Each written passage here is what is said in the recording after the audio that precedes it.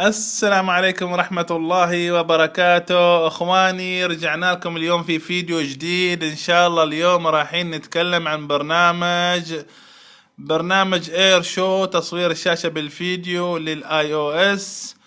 وان شاء الله راح نوصل لكم المعلومة كاملة مكملة، وبإذن الله نبدي. بسم الله الرحمن الرحيم. اول نقطة يا اخواني، تنزلوا برنامج شو اللي هو اسفل يمين. هذا البرنامج موجود في الاب ستور، تلقوه وتكتبوا سبيلنج حقه ان شاء الله راح تنزلوه. وثاني برنامج اللي هو اير شو اللي على اليسار، هذا ان شاء الله راح احط لكم رابطه في الديسكريبشن، وراح اشرح لكم طريقة التحميل والتفعيل ان شاء الله. بعد ما تدخل الرابط اللي تحت بتحصل صفحة الاعلانات، تضغط على سكيب او تخطي الاعلانات.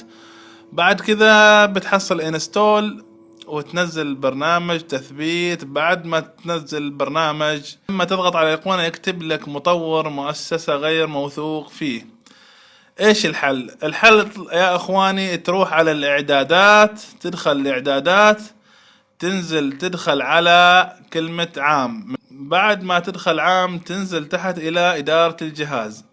ادخل إدارة الجهاز وتدخل هنا، تضغط وثوق. بعد كذا ترجع، خلاص البرنامج إن شاء الله راح يشتغل.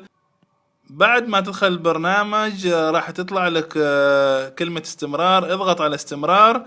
بعد الاستمرار راح يطلع لك تسجيل الدخول في البرنامج عن طريق الفيسبوك او الجوجل او تويتر زي ما تشوفوا في الصورة. انت اختار شيء من هذه الخيارات وادخل البرنامج.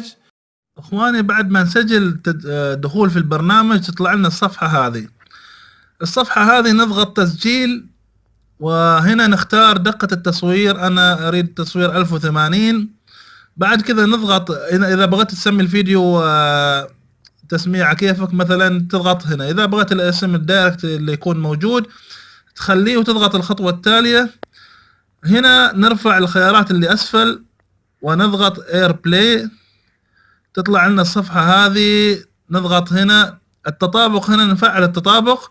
بعد كذا نضغط تم، وان شاء الله البرنامج مثل ما تشاهدوا يشتغل دايركت. بعد ما تضغط تم التسجيل يكون شغال، تدخل اي مكان تسجل اللي تريده. بعد كذا